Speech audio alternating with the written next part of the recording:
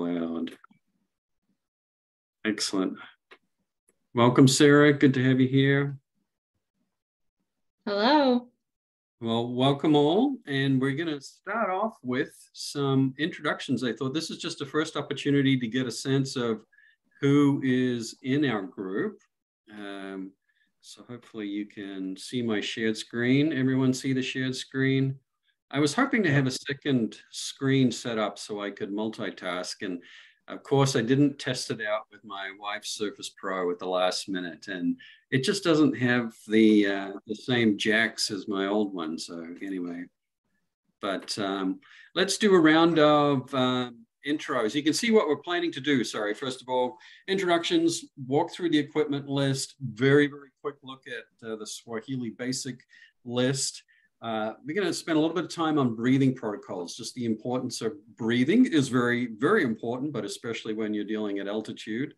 And then to do some group sharing as well. What are you thinking about for summer? Hiking, walking, exercising. A little reflection on where Hopper airfares are at right now, just to keep you apprised of that.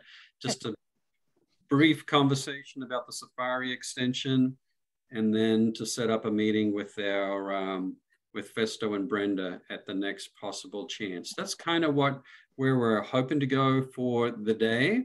So I'm just going to leave that on screen, but I'm going to go left to right from the top corner of my screen, just for you to do a little bit of an introduction. Tell me a little bit about yourself, tell the group about yourself, what got you excited about this trip, and if you have any burning questions immediately. So Denise and Mike, I'm going to start with you. You're in the top left of my screen. Hi, this is Denise Kramer. I've been living in Eden Prairie for about 40 some years. I'm a grandma of 4, had 3 boys, and I'm a world traveler, love to travel. I've done a lot of hiking. It's been on my bucket list to go to Kilimanjaro, and I'm just super excited that I'm going to be able to check it off my list. Mike and I have been dating for a year, and he's going to be my new traveler, and super excited about having someone who likes to do this kind of adventures. And I'm not really nervous about anything. I noticed you asked about what we're nervous about, and I'm not nervous about anything. I'm just really excited to get it checked off my list. Awesome. Great. Mike, let's hear from you.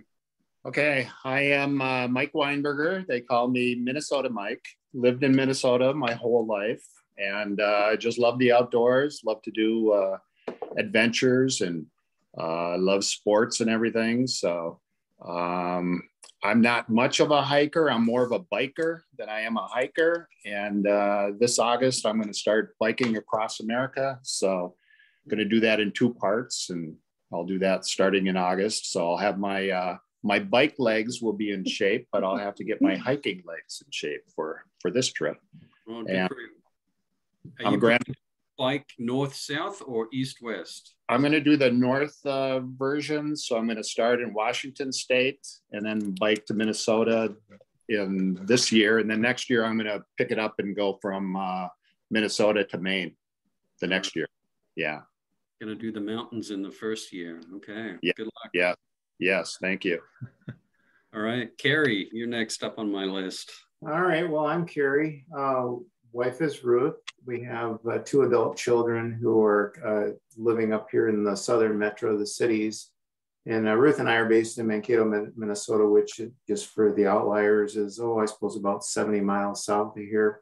But we're up here on the weekends, and that's how I met Martin one weekend out walking around in the hills, and kind of injected some curiosity into me, and that kind of what is leading me into hiking. I hiked when I was a kid, got away from it to work in the insurance field for quite a while, and now kind of coming back, parting out some time to do it. So kind of jazzed about it. Don't really have any concerns other than just kind of go with the flow. Excellent. Thanks, Carrie. Paul Van Fossen, you're up next. Hey, Paul Van Fossen. Yep. So I'm in Eden Prairie for about 25 years. I grew up in Bloomington, so I've been in this area most of my life. Wife is Jill. I've got two children, daughter who's at Mankato State. My son's working on a PhD at the University of Minnesota. What gets me excited about the trip, this is probably not the kind of trip that I would have gone out of my way to make time for. The opportunity came up. I'm excited about the opportunity and the challenge. I do a lot of outdoor camping, hiking, that sort of thing. So this is just really looking forward to the opportunity.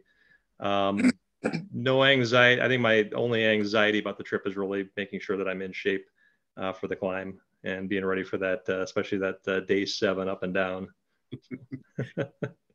Yes, I think we're all thinking about that already. Thank you, Paul. Elizabeth. Right. Hi, I'm Elizabeth. I grew up in Egan, so I'm familiar with the metro, but I left the state 15 years ago, moved around for a while, and then 4 years ago moved back to Minnesota, and I now live in International Falls. But when I was living out in Colorado, I got into hiking, started summiting a number of 14,000-foot peaks, and now I'm just eager to get back to do a little bit more. Altitude is the only thing that worries me. I've done enough at altitude to know it can go well one day and altitude sickness can happen the next. So that's probably my only concern. Yeah, that's everyone's going to be thinking about that some, but yeah, thanks, Elizabeth. Ruth. And I'm Ruth Lundy. I live in Chanhassen, Minnesota. Have been in Chanhassen about 20 something years. And all my life I've been in either Minnesota or Wisconsin. I had heard such good things from people who were on this trip back a few years ago, who are pictured in the big picture. And so I was so excited then to be able to sign up for it now. I do some biking, although I am not attempting the kind of biking you're doing, Mike. But I do a 500-mile bike ride to raise money for Habitat and Affordable Housing. This is my 14th year doing that. Awesome. Thank you, Ruth. Yeah, you've done lots of biking. Andrew, you're up next. Yeah, my name's Andrew. Surname is Kotzer, wife Michelle. We have 2 adult sons and daughters, 2 adults, a son, daughter-in-law, and a daughter, son-in-law, and 2 granddaughters and another one on the way.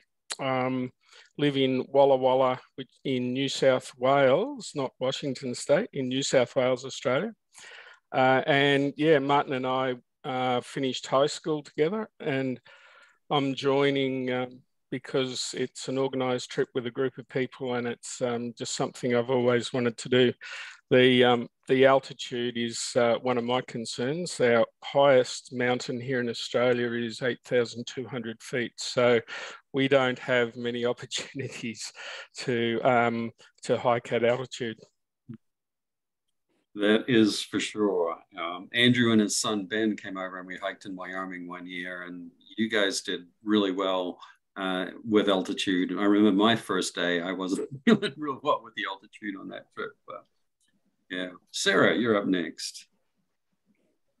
Hi, my name is Sarah. I grew up in Iowa and then lived in Minneapolis for a couple years, but I am currently in Denver, Colorado for grad school. But friends with Hannah and Nina, and Hannah mentioned the trip to me when I was visiting over New Year's Eve and thought it'd be a cool opportunity and one I wouldn't be able to necessarily do on my own versus with a group, so decided to join. Yeah, lots of experience with altitude to the 14,000 range, but will definitely be a challenge. And yeah, also recovering from ACL surgery right now. So I'd say that's probably like my biggest concern, but have a ways to go in recovery and we'll hopefully get there. So. Excellent. Well, good for you. I've had ACL and MCL surgery, so been there, done that. And then I had a cleanup of scar tissue just a couple years ago. So it's very doable. Given the technology and the surgery, so you'll be in good shape. Nina, you're up next. Hi, my name is Nina. I'm also, as Sarah just said, friends with Sarah and Hannah. I'm from Minnesota. I grew up in Hanover, Minnesota, which is just like northwest suburb. And yeah, I signed up because this sounded like a great opportunity, a great challenge. And Hannah has talked about, the church groups being a great, community, and kind of excited to go on this together. So yeah, I guess echoing what other people have to say, I I'm also a little bit nervous about altitude because I guess like the longest hiking trips I've done have been on the North Shore, which is really not the same. So yeah, I'm just excited to learn more and get to know you guys. Awesome. Thank you. Thanks. Hannah. Hi, everybody. I'm Hannah. I grew up in Eden Prairie, hiking with Martin in the Bighorn Mountains. And then as both Nina and Sarah mentioned, sorry, we're laughing because I haven't called Sarah in years. We call her by her last name. But Nina and Sarah, we all went to college together, do a lot of traveling and hiking with each other. And then I just kind of stumbled upon this. I think I saw it on Facebook and was just like, oh my gosh, that looks like a lot of fun. I would never kind of organize this thing myself. So a good opportunity. And then same thing everybody else has been mentioning. My main concern, like really only, is just altitude. But other than that, super excited. Awesome. Thanks, Hannah. I did hear from Becca earlier that she had a conflict. She may roll in a little bit late. She's one other. I'm trying to think, and I don't have the list in front of me. I should. There's one other person who's missing. Does anyone think of who that is? Shoot, I should know, but I don't know right now. But did you mention Savannah? Savannah. Yeah, she's preaching tonight. That's why she's not here.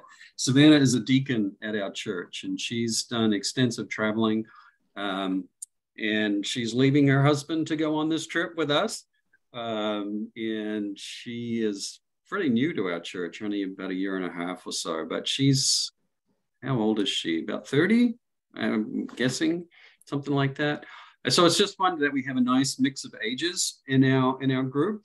The group that we had in 2019 was about the similar kind of variety of ages, and it was fun. It was a good group experience, and usually the common denominator is looking for adventure and enjoying the outdoors, and that's one thing that we all have in common. And we'll have a lot of time to visit on the mountain as we walk slowly to get to know one another more along the way. So good. All right. So I put the picture up there that you see on the screen is the group all packed into the bus as we were about to head to the real trailhead after we did our weigh-in session. And I wanted just to put a couple of photos on screen just to get you thinking and looking at what they are wearing, just to think about the equipment list and the preparation. So you can see there are varieties of hats, and there are day packs, and everything just kind of thrown in there and tucked in there. And obviously everyone is excited and ready to go. But just getting a sense of, yep, you're heading out for a hiking trip. This was my daughter and several of her friends that went on the trip. But again, you can see what they're wearing. This is like day 2, still fairly warm, really tropical feel. This is getting up a little bit higher elevation. I love those hiking shirts that Kelly is wearing in this picture. And I've got a couple like that. They're great for protecting from the sun. And they dry quickly. So if you don't have a hiking shirt like that, I really like them. The girls tend to be a little hip and trendier and not so much, but as an old person, I love them. So for what it's worth. Getting up a little bit higher altitude, you can see some of the attire is obviously changing. There are fleece on, there's buff and bandanas attached here, there, and everywhere. Puffy jackets down is fantastic. Getting up higher, and I'm pretty sure Julie here has some smart wool on, which is really great material. If you don't have any, it's not the end of the world, but if you put it on your Christmas list or birthday list or Easter basket list, be creative. It's a great material. And obviously getting ready for summit night, you're pretty much wearing almost everything that you have. Balaclavas and lights and caps and down and gloves and everything. So this is just to give you a sense and be thinking visually of what this packing list, equipment list looks like. And then we'll walk through the list itself again. We did that quickly in the very first orientation, but I thought it's timely to do it now because it gives you time to think about what you might want to put on your bucket list of items to purchase along the way. All right. Mike, did you have a question? No idea. All right. Sorry. Good. If you have a question, feel free to put your hand up. Hopefully I'll be able to see you and see your hand raised. But so walking through the packing list, here we go. Headgear, hat with visor for sun protection. I'm an old style person. I like a wider brim to protect the back of my neck and my ears, but that's personal preference. You saw a lot of the people just had baseball cap kind of things. If you've got something to protect your ears, you're going to need sunscreen if you don't have a wider brim. So just be thinking of that ear protection. So that's what that is, just so that your ears don't get fried. A warm hat, fleece or wool for sleeping at night, which is nice, or for at the higher altitude. You saw several people with balaclavas, especially on summit day. And I really appreciated that, covering head, covering face. And I really only used it on summit day, but it was really helpful to have in my selection. I'm not a big bandana person, but you saw many of them, many people in the photos there. Nice for wicking moisture away from your neck, wiping your brow, and then you can come up with a million other things to do with a bandana or two. You probably saw several buffs in the pictures. I think buffs are the bomb, especially if you can get a smart wool one. They can protect you from sun, wind, from the cold. Some of the people we were even using them when there was a lot of dust blowing on the mountain, and that was really helpful. So a buff for sure. Footwear, warm, waterproof hiking boots. Tennis shoes or comfy shoes for camp. This would just go in your duffel and be carried. I did change out this just a couple of days ago. Sandals is an option. If you like, I really like to wear sandals after a day of hiking. And I do, but I found that a lot of the time we're at higher elevation and the air is cold, so I had to wear socks with sandals anyway. I'm planning on tennis shoes or tennis shoe-like option for my in-camp relaxation. Does that kind of make sense? Mm-hmm. I'm just going to flip to so I can see everyone. Everyone's kind of nodding. Okay, good. Hiking socks, 4 to 6 pair. Obviously, something that's, a smart wool or wicking is the best way to go.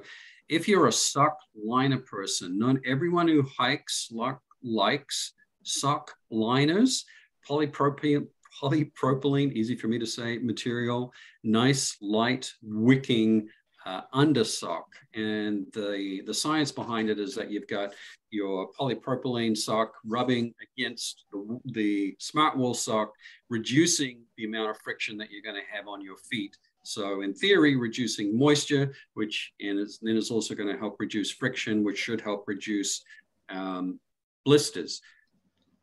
If you're not used to hiking with them, try it. I suggest just to get a pair and see if you like them. There are times when I will and times when I won't. Probably on the longer days, I will choose to wear polypropylene just as an extra measure to reduce friction and to have some wicking. But good foot care is just important. Leg gaiters, and that is really for summit day. Some of the guides and assistant guides may be wearing them all week. I don't think that's necessary. For all the hiking I've done in Wyoming, I've never been a gaiters person, but you will need them and appreciate them on summit day. We'll be climbing on loose volcanic rock called scoria, just very fine, and then it can so easily get into your boot, into your socks. I'm going to rent again. I rented last time because it's like, I don't have any other need for leg gaiters. If that's something you think would be helpful, if you want to buy them, that's your choice, but I'm going to rent again, just as an FYI. Clothing, best as possible to avoid cotton. I mean, you're all people who like to work out, so that's probably not going to be an issue, but just to be thinking about. Short sleeve shirts, Have a couple long sleeve shirts. And if you've got some smart wool as underlayers, that is a really nice way to go. Long pants, you know, a zip off can be nice. Most of us by day 2 were wearing long pants because you're starting to get up in elevation and it was just a little bit cooler. I love hiking in shorts, but it's a personal preference. Yeah, so just think about that, but good to have 2 pair in case one rips out or whatever. As we get a little bit closer to the trip, we'll talk about cultural sensitivity to Tanzanian culture when we're hanging out, particularly at the shamba in the village. What's appropriate for women? Bare shoulders, typically not. Showing the knees and below is not kosher. And even men, it's preferred that men would wear long pants. And it's, you know, you're in the middle of the tropics, which just seems crazy. We are Westerners, we are foreigners, we are Mzungu is the Swahili word that we'll hear. And they will look the other way, but they will notice if we are dressed a little bit differently. I'm going to have Brenda specifically speak to that when we Zoom with her and Festo. Definitely a pair of shorts, good to have in the event. Underwear, obviously, bras, down jacket or parka. And I mentioned and put this online, just be aware that the quality of the down 700, 800 doesn't necessarily make any equivalency to how warm the jacket is. Just know that we are going to be in the snowfield. We'll be right up there by the glacier. We were hiking in 50-mile-an-hour winds. The wind chill was probably, I'm guessing, close to 20 below. I mean, it was cold. So I had my rain jacket over the top of my down jacket. So layering, obviously, is what we're talking about. But anyone who is hiking in mountains knows that layering is just the way to go. Waterproof shell, and if you, preferably breathable. We had very little rain. We had one day when we had some snow showers, which was really nice to have, and just a few rain showers here and there. But it was more for wind protection on summit day than anything. But must have waterproof shell, tops and bottoms. Fleece jacket or wool sweater. I'm a fleece jacket person, just like the flexibility of having a full zip to be open or not. But some people are into wool, or your choice. Long underwear. I'm going to go with a mid-weight long undie. I don't want to go too light, knowing that it's going to get cool and I'll probably be sleeping in them at some point.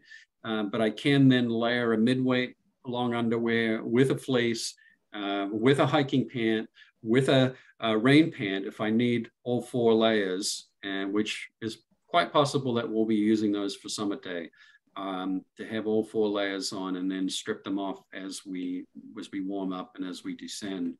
But that's what I'm thinking, midweight versus a light or a heavier long underwear. Pair of fleece pants. I'm not going with a really, really heavy fleece. I am envisioning, well, the ones that I have are a lighter weight, but just more comfortable to relax in at the end of the day, just to get out of my hiking pants, something to chill, but then also something that could be hiked in if needed as a warmer layer, if that makes sense. Mittens with a liner glove, touch screen glove fingertips is an advantage, not a necessity, depending on how you're taking photos. Again, the only time I wore the mittens was on summit day. Otherwise, it was just regular gloves. Sometimes hiking just with the liner. I really like those liner gloves. So then you can wear a liner just with a regular glove on top, or you can wear, when it's really cold, a liner with a mitten over the top. So most of us in Minnesota have a variety in our closet. So I'm sure that you'll be able to find something, or even if you wanted to borrow something that you didn't have. Again, just a regular glove with a touch screen is an advantage particularly if you're using your phone as your camera. It's just really, really helpful so that you're not stripping your glove off every time that you want to take a photo. And I put vest down there. That wasn't on Brenda or Tanzania Choice Safari's list. The last couple of years, I've come to love hiking with a vest. Even, on days like today, it's in Minnesota, we're at 36 degrees Fahrenheit. Andrew, it's beautiful, warm, and sunny today, and it's 2 degrees Celsius or something. And it was just like, oh, I'm not wearing a full jacket. I'm just going to get out there with a vest on. I don't have a very thick and heavy, right here, heavy vest. It's a fairly light vest, but yeah. I'm just going to walk through the other equipment pieces, and then I'm going to pause for some Q&A. Sleeping gear, sleeping bag rated to -10. I'm going to rent mine as I did last time. And I don't have any use for a -10 bag. I'm not into winter hiking. But if you are, it might be, it's a big investment. It's your choice. Sleeping bag liner. So, and it all depends on your preference.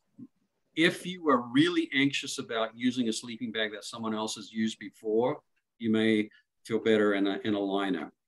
I sleep with warm feet. And this is probably much more information that you need to know. I'm almost always sticking my feet out of the covers every night because my feet just get so hot. Putting my feet into a liner that is completely sealed was driving me nuts. I used my liner on the first night that we camped as a sheet because we were still well down in the bananas and in the tropics. But after that, I gave up on using it just because I couldn't get my feet out of the sleeping bag to get air on them. So you may want to think about, a liner doesn't necessarily have to be enclosed. If I would use one again, I would never get an enclosed one because I know I have to get my feet out. So just be thinking about that. And again, it depends on your level of comfort with sleeping in something that someone else has been in. Camelback style for easy drinking, 2 to 3 liters, 1 water bottle. And that's really when you want to add a supplement to your beverage, to your drink. If it's an electrolyte mix, or if it's a vitamin supplement, if it's, there are all kinds of flavors that you can add to beverages. You don't really want to put that in your Camelback, so really good to have a water bottle. LED headlamp or flashlight, I strongly recommend the headlamp. You're going to be digging through your pack in your tent at night. It's so much easier to have it on your head rather than holding it in your hand. And obviously, you're going to be hiking by flashlight on summit night, summit day. So you're going to need that to go. Okay, this is a little bit old school. Camera, memory disks, plenty of batteries. If you are not using your phone as the primary tool for taking photos, yeah.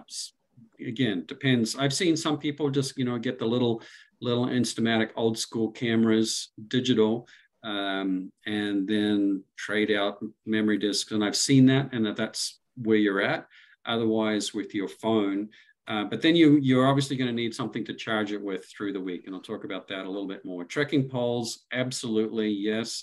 Sunglasses, absolutely, or transition lenses. Yeah, we're at high altitude, UV rays, all of that. So you want to protect your eyes. High energy snacks. Think of your favorite go-to high energy snack that you long for, and you're going to long for, that will give you an energy boost in the middle of a long hike, in the middle of a long day. So this is on your own that you bring with you, bring on the plane. Some countries like Australia is really, really restrictive bringing food in. Tanzania is not. You can, if they would ask, and I doubt that they would even ask, if you have any food, you'd say, yep, and it's for hiking, and it's typically going to be protein bars and that kind of stuff. But think about and kind of measure that out for the week of what you think you'll need. Journal and pen for those who kind of like to keep a track of things and take notes. I always think my memory is going to be better than it is, but is what it is.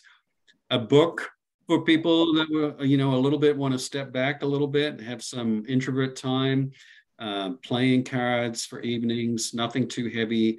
So thinking about that. Special prop for your summit photo, if you know, are part of an organization or a club or a, you know, a Katsa silo company or whatever, if you wanted to do, many people do just kind of have a flag of some sort for that photo on the summit, to kind of think about that.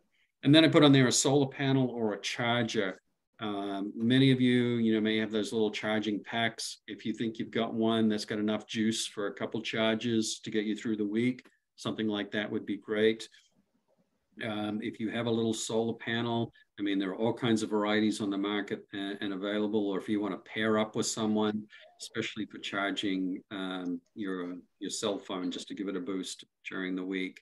Obviously, you put it in flight mode and reduce usage as much as possible, but we cannot depend on our guide and assistant guides for our electrical recharging needs. We're on our own with that. That makes sense.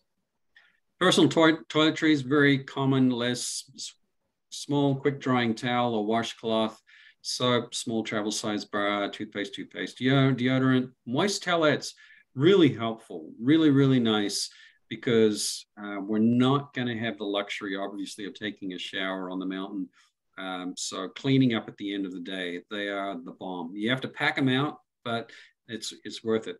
And honestly, the porters are carrying most of that weight anyway, but just kind of think about how many moist towelettes you would want for the day, for each day, and then organize yourself that way.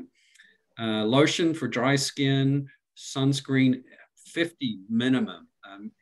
We're going to be at high altitude and at risk of burning.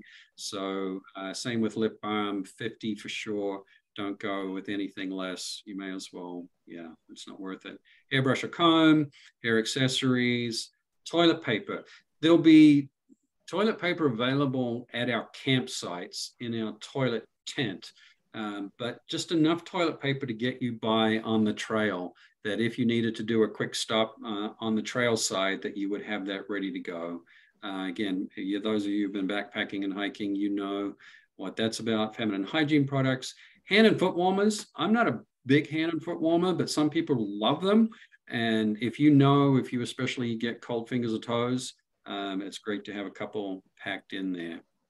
I'm going to walk through the small first aid kit, the personal kit, then I'm going to pause for questions. Diamox, if you choose to do that, to help you with altitude. Again, have that conversation with your doctor. I am going to be taking Diamox again. It does, to the best of my knowledge, it helped me. It didn't hinder me. I will be peeing more. That's one of the results of taking Diamox, but it also helps you at altitude. I will definitely have a lot of ibuprofen just to help with those joints as an anti-inflammatory. It's so good for knees and joints that it will often be a nightcap at night, and then breakfast, just to have some on board as we begin the day. Antibiotics, I'm recommending that you talk to your doctor and get some Cipro in the event of some foodborne, something that upsets your stomach. Antihistamines, if you have allergies, cough lozenges, just because it's dry altitude air, or sometimes a hard candy can be just as good if you have a favorite hard candy, just to help with that. A blister kit, moleskin is a good thing to look for in a blister kit. It's just kind of a foamy pad that you can use, and you can adapt to the shape of the size and shape of your blister if needed. Diarrhea meds, you kind of got to be prepared for both ends. Insect repellent, and I'm going to put this question to Brenda and Festo. And in that conversation with them, have the whole malaria conversation, and I want you to hear directly from Brenda and from Festo what they think about the concern is for malaria. Most people in our group started off with malaria meds, and by the second day said, I haven't seen a mosquito, and this just doesn't seem worthwhile to be putting more meds into my body. We're going to table that for Festo and Brenda when we have that conversation, and want them to give us more feedback. And you'll have to just make an informed decision on that. once before, way back in the 80s. And yeah, it took me down for a couple of days and stopped me giving blood for about 10 years. But other than that, minimal impact on life in general. Multivitamins and or electrolytes. I like the Noon products. You can see on your screen right there. Just those electrolytes just give a nice boost and to help balance out your body for better functioning. And maybe a multivitamin to get me started in the morning. Small pocket knife or a multi-tool kit, nothing too big or heavy. Tums or other medication for any nausea or indigestion. If you are known for having dry eyes, some eye drops are good. Again, the air is dry at altitude. You can expect that.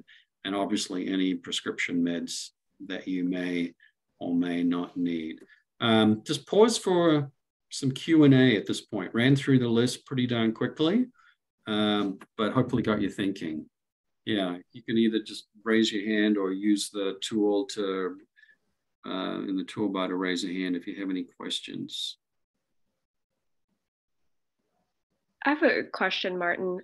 When we're on the mountain, I don't know if you mentioned sleeping pads. Should we bring one? Are there going to be sleeping pads? Do people not use them? They provide the sleeping pads. So yeah, good question. They provide the sleeping pads. To be honest, we had, it was always a little uncertain each night which one you'd get of the group, and some were better than others. Yeah, and that was just kind of the luck of the draw. Yeah, they rent the equipment from a third party. It's not equipment that they have, but they supply the tents and they supply sleeping pads. Good question. Mm-hmm.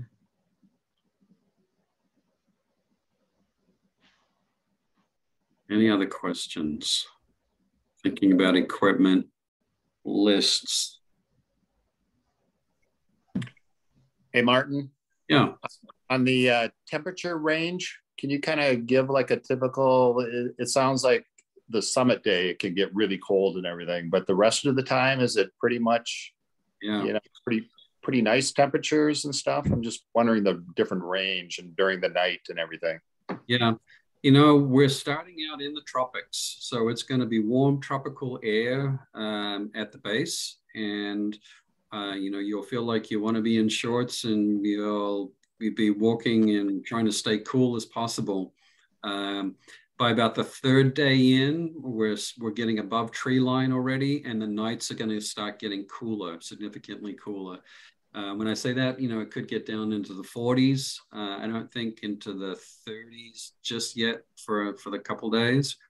And then obviously towards the end of the week, day 6, 7, you got the capacity for being at freezing and certainly for being, you know, below freezing for sure. So it's, again, the layering is so important to have the layers, and you'll be taking stuff on and taking it off. We'll ask to get a good sense from Pesto, hey, what do you think the temperature is going to be ranging in the next day? Which is just a good question to ask of our lead guide. But be prepared to be layering, because it's going to be changing. And even through the day, you'll be taking a layer on, taking a layer off. Yeah.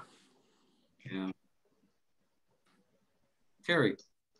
On that down coat thing, the pictures that I've seen is they have kind of puffers midway up the mountain, and then it's like they switch to really heavy down coats. Can you speak to how heavy we go? Do we need expedition class down, or just throw out some advice on what to do there?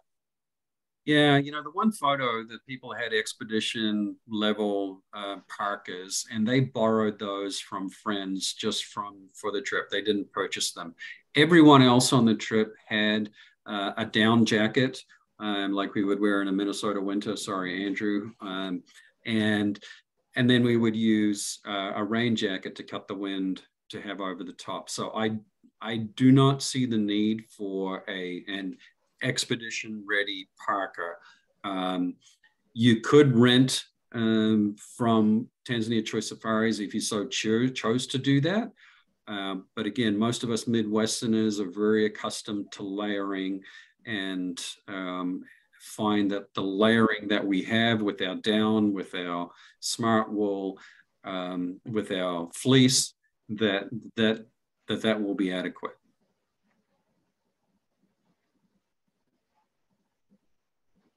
Good question. Yeah. Anyone else?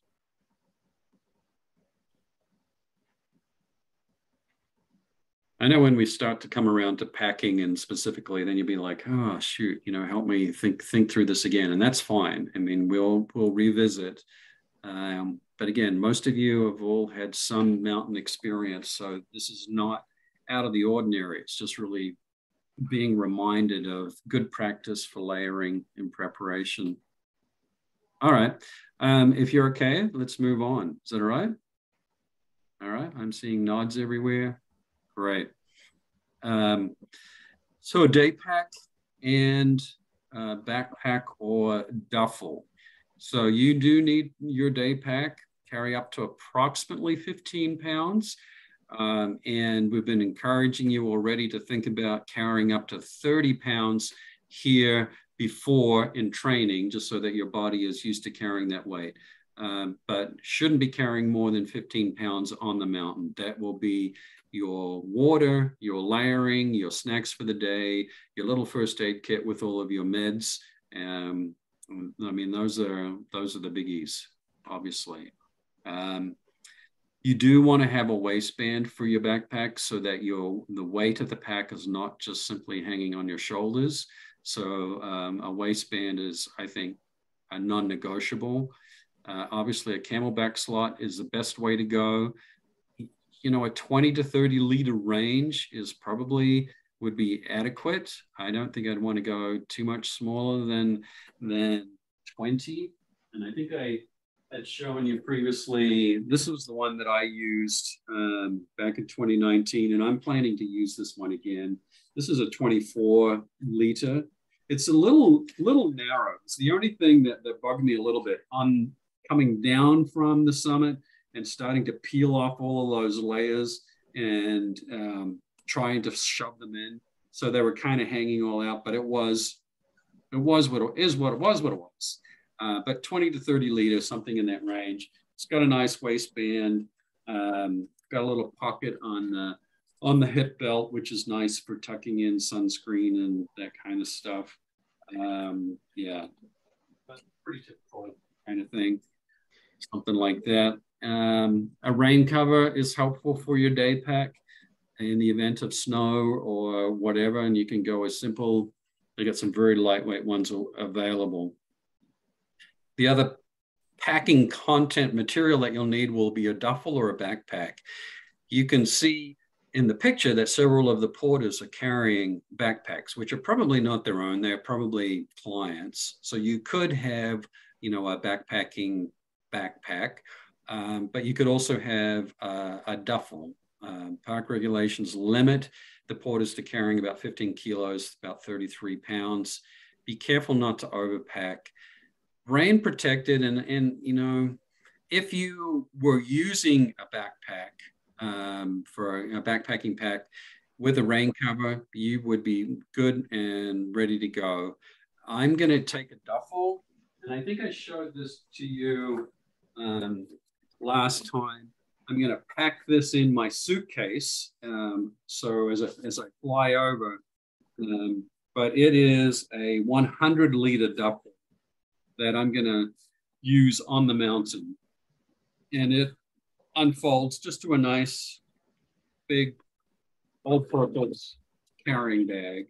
And I'm going to spray on a layer of, sorry, I'll just back up a little bit. Spray on a layer of waterproofing.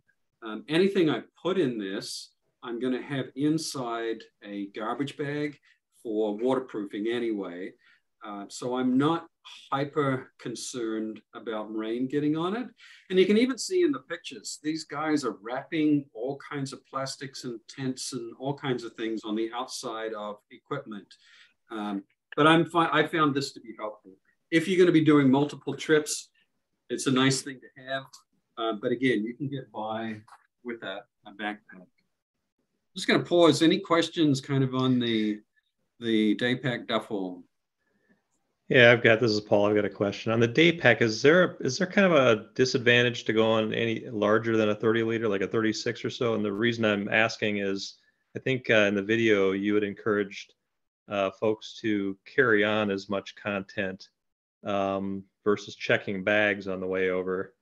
And going with the larger day pack might be a solution to that. That's a tricky, and we kind of got to suss out the airlines for what their maximum is too. Yeah. They can be a little picky and a little stingy. But yeah, that's a good point and a good reminder. You on the flights, you'll want to have your boots on. You'll want to have at least one layer of clothing that you can feel comfortable hiking in.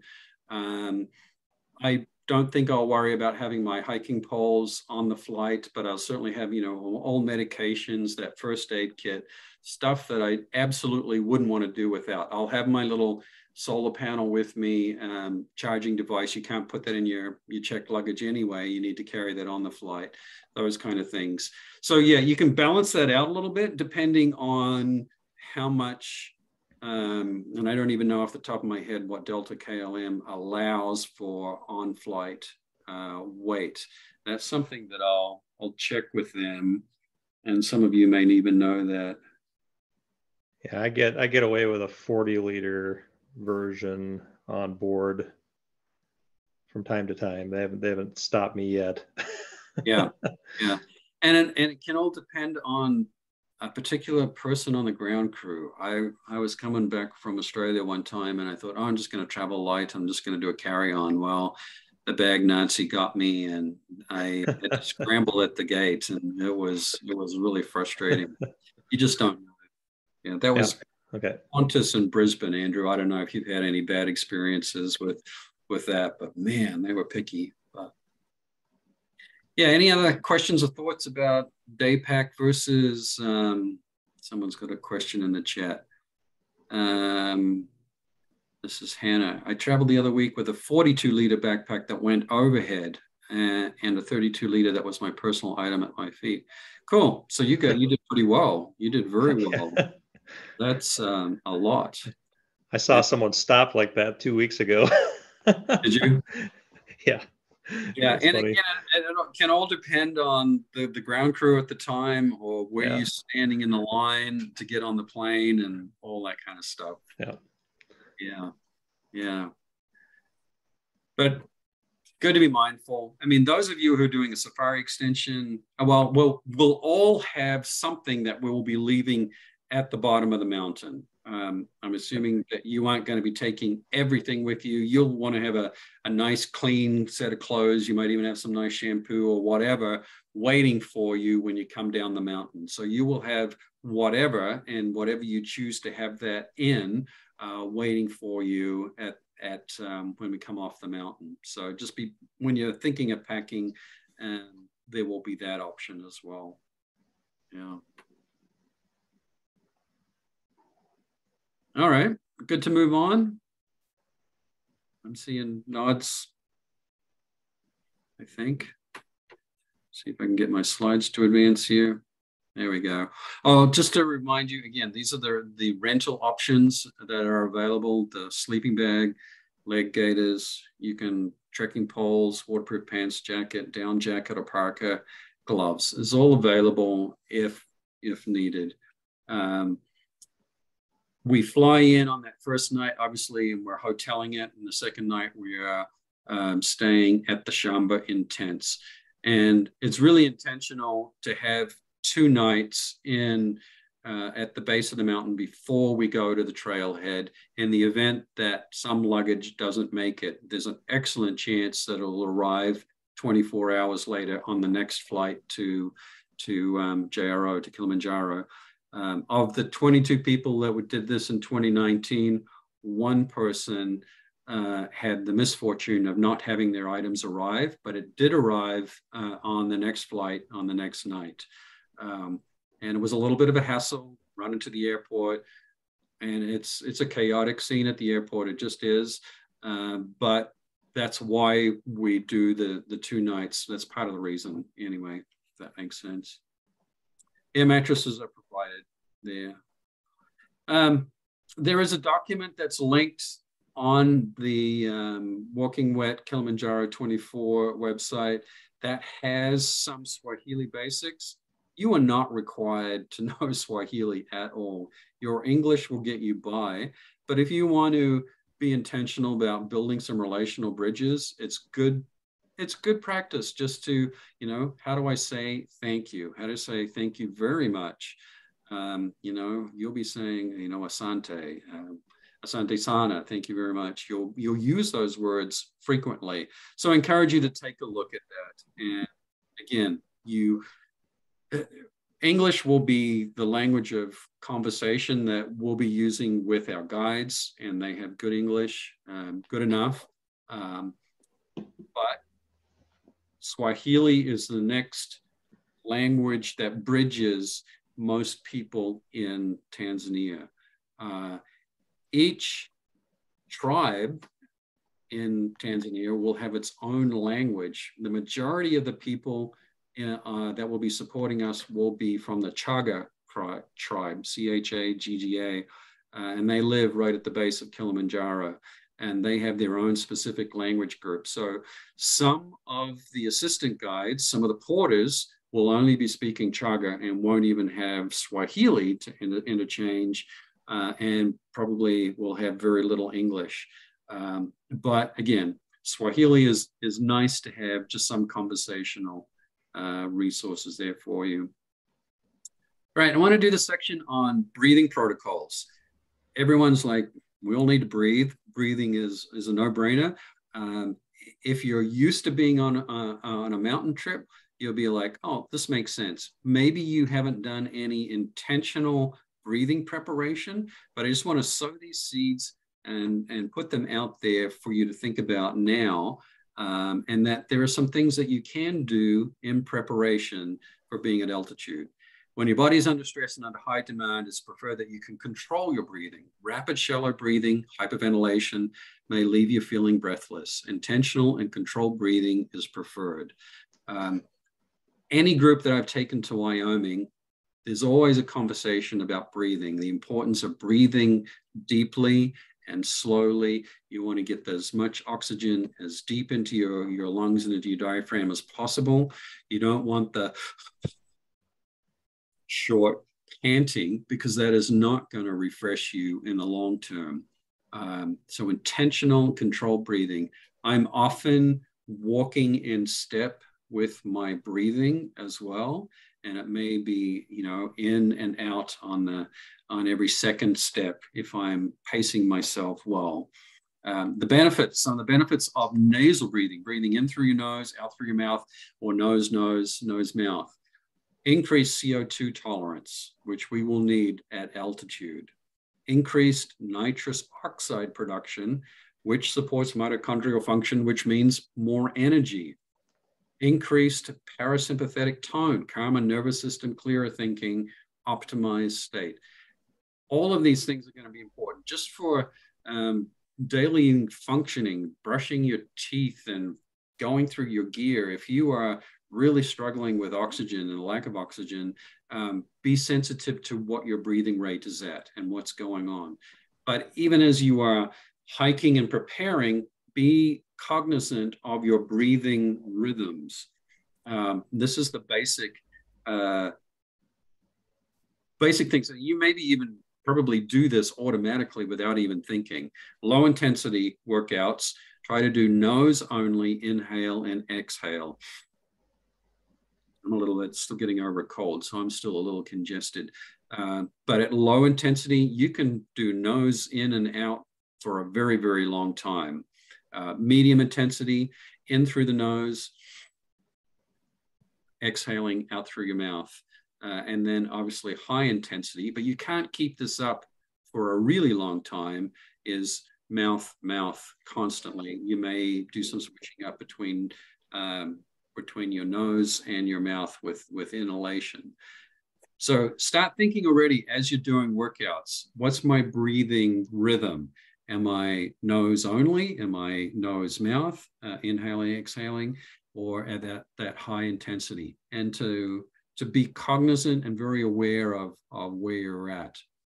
Some of the breathing techniques in preparation to be thinking about practicing box breathing, or you can use the yoga word, and I don't even know how to pronounce it correctly, pranayama, something like that. Is anyone familiar with this style of breathing? Sorry, I just switched back. Not seeing any nods, some are shaking heads. Okay. All of our group that went in 2019 practiced this and found it helpful in preparation. Box breathing is a highly effective tool for preparing for extended time at altitude.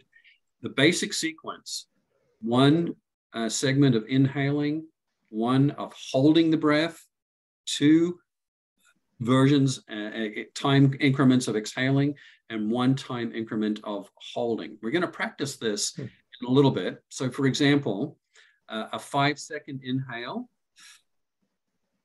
and then holding it for 5 seconds. 10-second exhale, really slow. And then when you've totally exhaled, a 5-second hold, which is the most challenging of them, because you're like, oh, how long can I exhale and then hold? Because then you are really depleted of oxygen at that point. That's a great place to start with 5-second intervals, 5, 10, 5. And then this ratio is multiplied by the number of seconds per breath. If you feel like you have more capacity for bigger breaths and longer holds, increase the ratios accordingly. 6-second inhale, 6-second hold, 12-second exhale, 6-second exhale, hold. And I'm going to have you practice this. I use what's called an apnea trainer app, $2.99 version.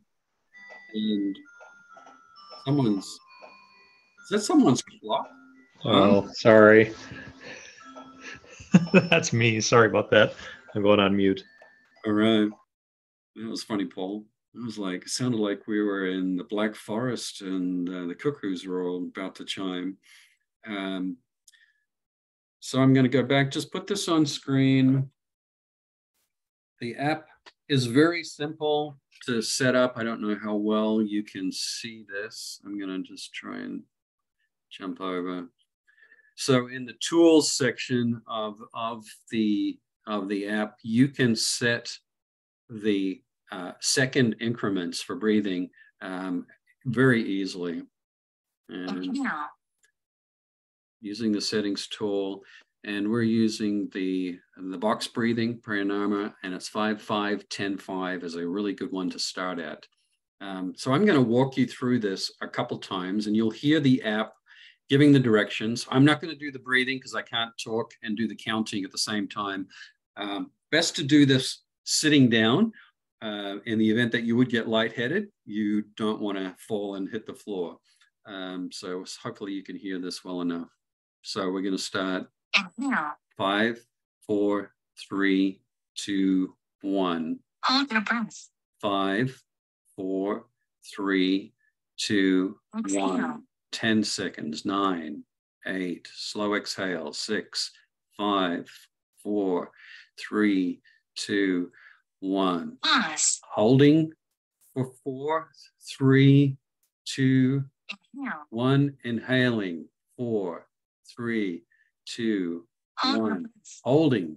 4, 3, 2, 1. Exhale. Exhaling. 9, 8, 7, 6, 5, 4, 3, 2, 1. Pause.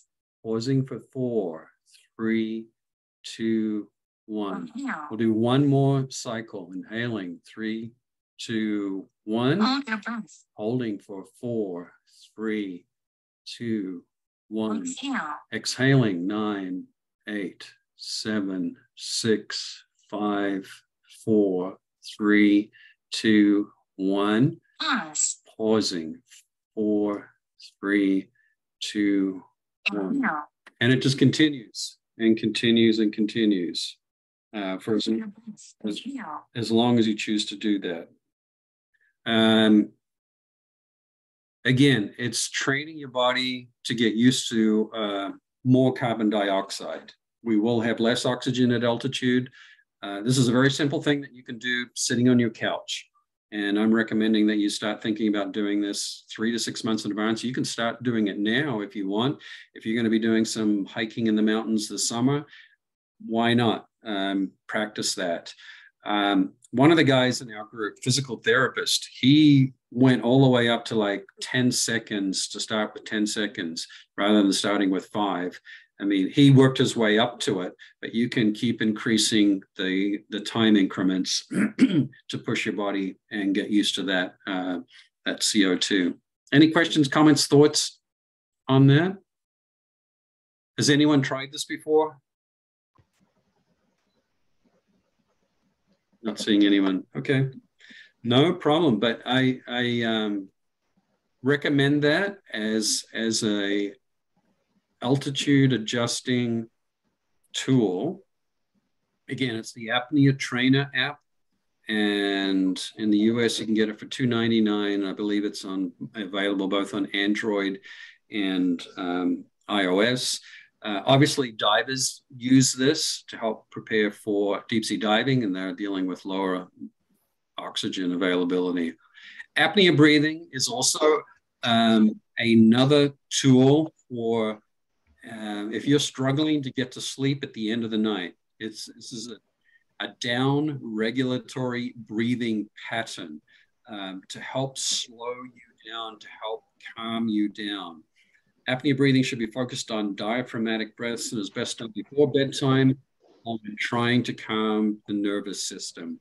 The breathing sequence is a little bit different. Inhale 3 seconds, holding your breath for 12, exhaling slowly for 6.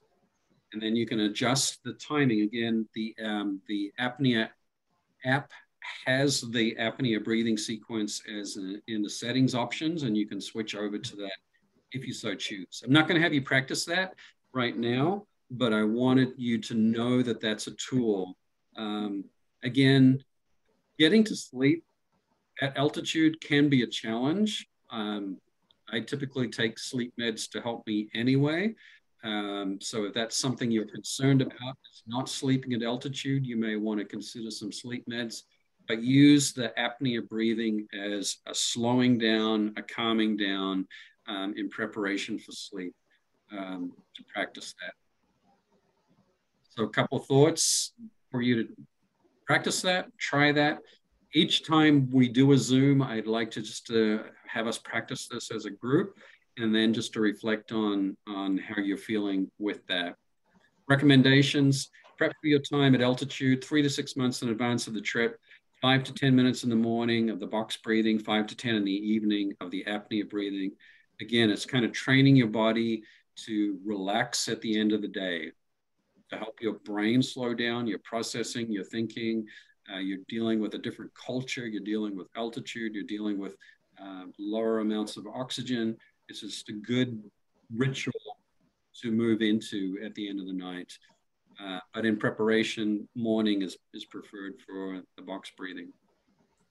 All right, just want to pause at this point and just give an opportunity for everyone just to do a round robin, just to share a little bit. What are you thinking about doing for walking, hiking, exercise plans this summer, or Andrew, this winter, as we move through these next couple months? And we're going to go in reverse order. So we're going to start with Sarah here on the bottom right of my screen. Yeah, I mean, my exercise right now, very minimal, because surgery was just a month ago, but ideally, by, like September and later summer, hoping to get some 14ers in, like I used to do, and kind of get some higher elevation in and hiking since I'm out in Colorado, so. Awesome. That sounds wonderful. Fantastic. Nina. I'm hoping to, get my bike out sometime soon. And, maybe increase like a daily walk from like 30 minutes to like an hour, depending on what the weather's like. Just kind of trying to build it more into my day-to-day activity, and then just maybe some like weekend trips with longer hikes, and just trying to build up my endurance that way. Right. Excellent. Sounds good. Andrew, yeah, you've got the misfortune of going into the winter right now, but you will have the advantage because you will be in the summer leading right up to February of next year. Yeah, so I've been doing the human hovel track, which is the Canberra to Albury track, doing parts of that. I'd like to do like the Victorian high country before winter sets in as well. Nice, good. Or you'll do some climbing up and down silos. All right, Hannah.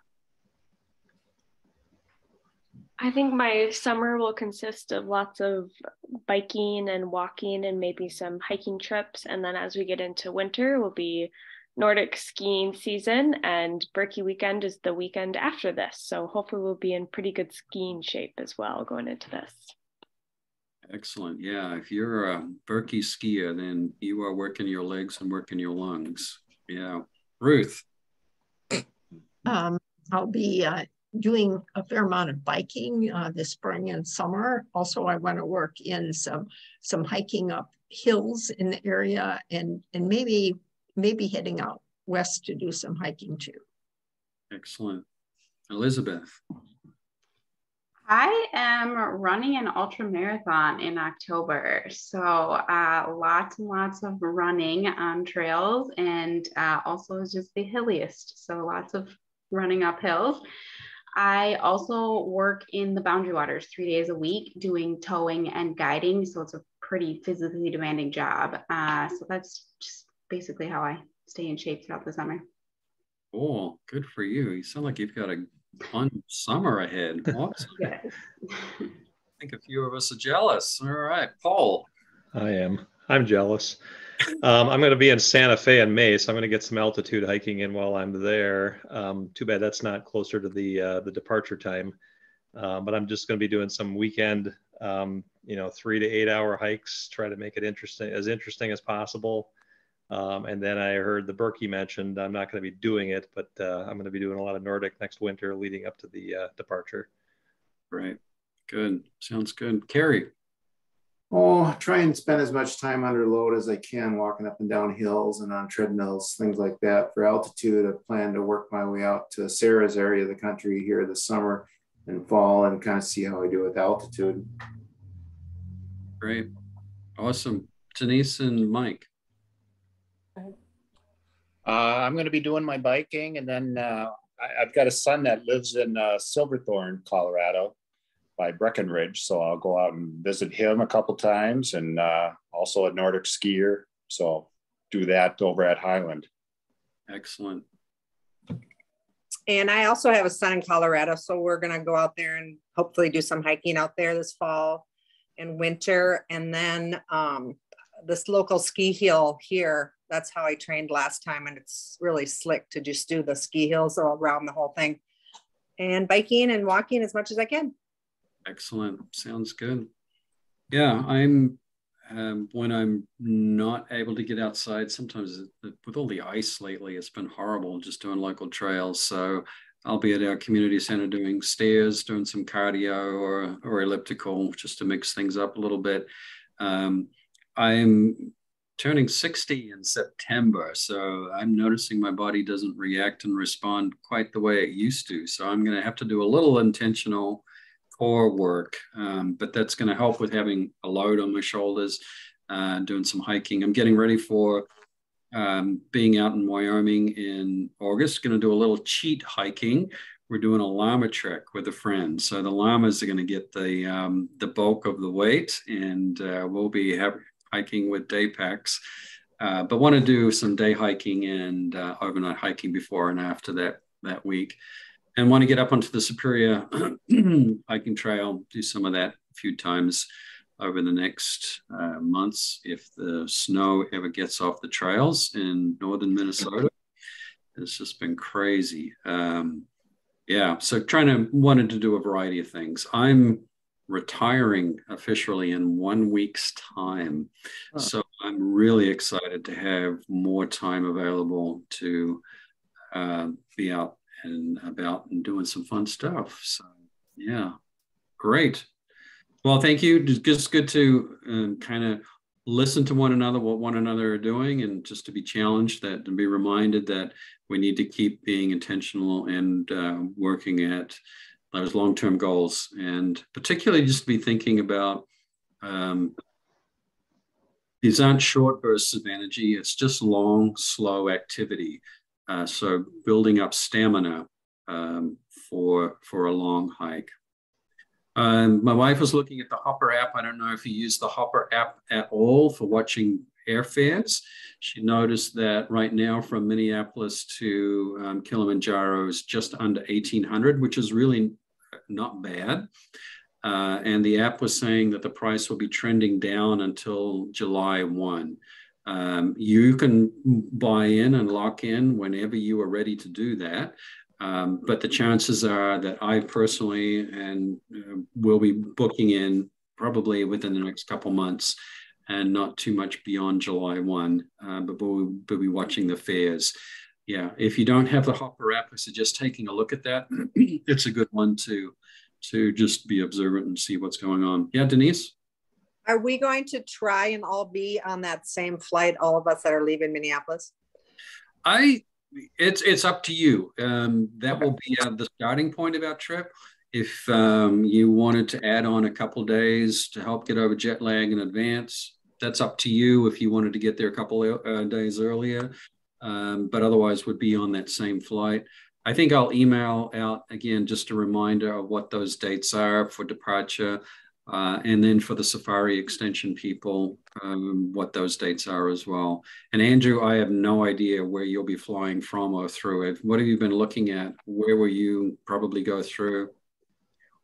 I suspect we're going through Dubai. So Sydney, Dubai, then Dubai down with Qantas Emirates. Okay. All right. That sounds like a fun flight, a long way. It's a long way, whichever way you slice it. So, and just a reminder about the carry-on, we already had that discussion already, all the essential trekking gear in case of a luggage delay in the event that happens. For those of you who haven't heard, the Safari Extension people are looking at the Tarangire and Ngorongoro option. And I haven't yet received the link for anyone else who wanted to take a look at that. But at this point, there were 4 people who have expressed interest: Denise and Mike, Carrie, and Paul, just so that you know that there's more than likely 4 people that are interested in that. And that is a direct deposit to Brenda at Tanzania Choice Safaris. And she was looking for a commitment by April 15th for that to be locked in. So any questions or thoughts, comments on that? Okay. Excellent. I was hoping to have some potential dates for us for our next Zoom meeting with Festo and with Brenda. And I don't have that yet, but I'm looking at the end of April, about a month out, something like that. And Andrew, I took a quick look at a World Clock meeting planner, and there's no way of any good time to get the US, Tanzania, and Australia in the same meeting. Someone would be up at 2 o'clock in the morning. So I think that'll be me. I'm happy to do that. Are you? Okay, well, I'll when we get that locked in and scheduled, we'll be more aware of US time with Tanzania, and we'll let you know when that's happening. Okay. All right. Any closing questions or comments that you might have? Otherwise, we can wrap this up and Andrew can get on with his day and the rest of us can get ready for our night.